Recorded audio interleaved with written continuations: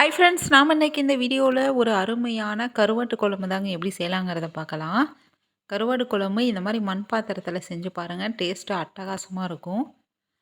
மண் பாத்திரத்தில் செஞ்சோம்னா அதுக்குன்னு ஒரு ருசி கண்டிப்பாக இருக்குங்க. நீங்களும் ட்ரை பண்ணி பாருங்கள். அதுவும் களி கூட இந்த கருவாட்டு குழம்பு செம்ம காம்பினேஷனாக இருக்குங்க. வாங்க எப்படி செய்யலாங்கிறத பார்க்கலாம். ஒரு 200 கிராம் அளவுக்கு கருவாடு எடுத்து நல்லா கொதிக்கிற தண்ணியில் போட்டு வச்சுருக்கேன். இது ஒரு 10 நிமிஷம் ஊறட்டும். பாருங்கள், ஒரு கைப்பிடி அளவுக்கு சின்ன வெங்காயம் உளித்து கட் பண்ணி எடுத்துக்கோங்க. ஒரு தக்காளி, 7 பல் பூண்டு பொடியை நறுக்கிக்கோங்க. கொஞ்சமாக புளி ஊற வச்சுக்கலாம். தேங்காய் அரை மூடி, பொட்டுக்கடலை அரை ஸ்பூன், கொஞ்சமாக சீரகம், அதெல்லாம் அரைக்கிறதுக்காக. இப்போது ஸ்டவ் ஆன் பண்ணி இந்த மண் பாத்திரம் வச்சுக்கோங்க. நான் நல்லெண்ணெயில் தான் இந்த குழம்பு வைக்க போகிறேன். ஒரு அரை குழிக்கரண்டி அளவுக்கு எண்ணெய் ஊற்றிக்கோங்க. எண்ணெய் நல்லா ஹீட் ஆனதுக்கப்புறம் கடுகு போட்டு தாளிச்சிக்கலாங்க. கடுகு பொரிஞ்ச உடனே கொஞ்சமாக வெந்தயம், அடுத்தது பொடியாக நறுக்கி வச்சுருக்கிற பூண்டு ஆட் பண்ணிக்கலாம். இந்த நல்லெண்ணெய், இந்த பூண்டு, இந்த வெந்தயத்தோட ஃப்ளேவர் அவ்வளோ சூப்பராக இருக்கும்.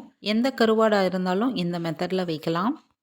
பூண்டு நல்லா வதங்கி வந்ததுக்கு பிறகு நாம் சின்ன வெங்காயம் ஆட் பண்ணிக்கலாம்.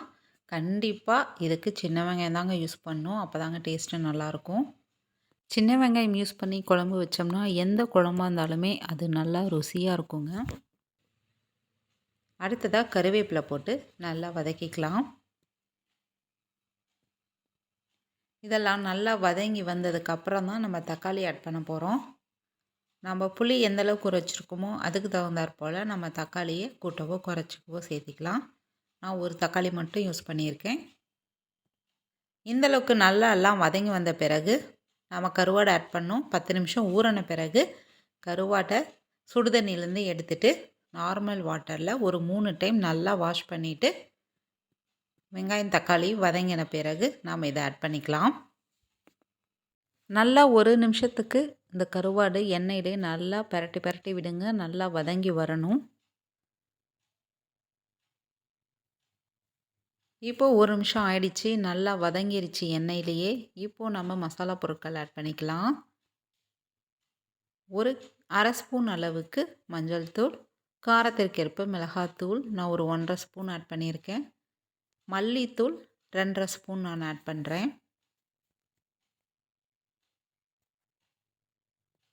இதை 3யும் போட்டுட்டு நல்லா கலந்து விடுங்க. மிக்ஸ் பண்ணி விட்டுட்டு நாம் இப்போது 1 கப் அளவுக்கு தண்ணி ஆட் பண்ணிக்கலாம். நல்லா கலந்து விட்டுருங்க. இப்போது இது நல்லா கொதித்து வரணும். இந்த மாதிரி நல்லா கொதி வந்த பிறகு நாம் ஒரு தட்டு போட்டு ஒரு 5 நிமிஷத்துக்கு நல்லா வேக வைக்கலாங்க. தேவைப்பட்டால் இடையில நாம் கிளறி கொடுக்கலாம். ஒரு 5 நிமிஷம் நல்லா வெந்து வந்துடுச்சு. இப்போ பாருங்கள், கருவாடு பாதி அளவுக்கு வெந்து வந்திருக்கும். இப்போது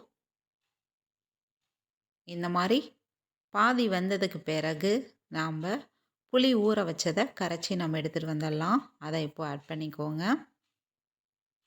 நம்ம ஃபஸ்ட்டே புளிக்கரைசல் ஆட் பண்ணிட்டோம்னா கருவாடு வேக லேட் ஆகிடும்.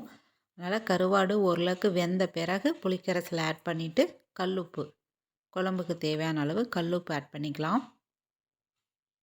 இப்போது மறுபடியும் மூடி போட்டு மூடிட்டு 5 நிமிஷம் நல்லா வேக விடுங்க.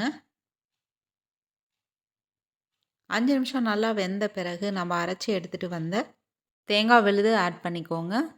தேங்காய் விழுது ஆட் பண்ணிவிட்டு தேவையான அளவுக்கு தண்ணியும் ஊற்றிக்கலாம்.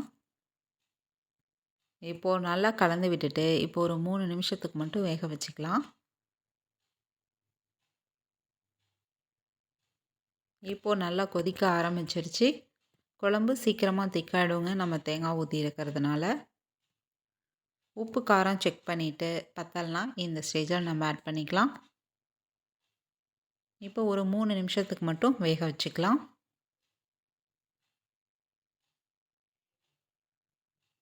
பாருங்கள், குழம்பு நல்லா வாசம் கம கமன்னு நல்லெண்ணெயில் செஞ்சதுனால சூப்பராக வாசம் அடிக்குதுங்க. இப்போது நமக்கு குழம்பு ரெடி ஆயிடுச்சு. ஸ்டவ்வை ஆஃப் பண்ணிடலாம். ஒரு 5 நிமிஷம் கழித்து பாருங்கள், இந்த அளவுக்கு குழம்பு சூப்பராக இருக்கும் பார்க்கவே. ஆஃப் பண்ணதுக்கப்புறம் ஆற குழம்பு இன்னும் திக்காயிடுங்க. இந்த வீடியோஸ் பிடிச்சிருந்தால் லைக் பண்ணுங்கள், ஷேர் பண்ணுங்கள், சப்ஸ்கிரைப் பண்ணுங்கள் ஃப்ரெண்ட்ஸ். தேங்க்யூ.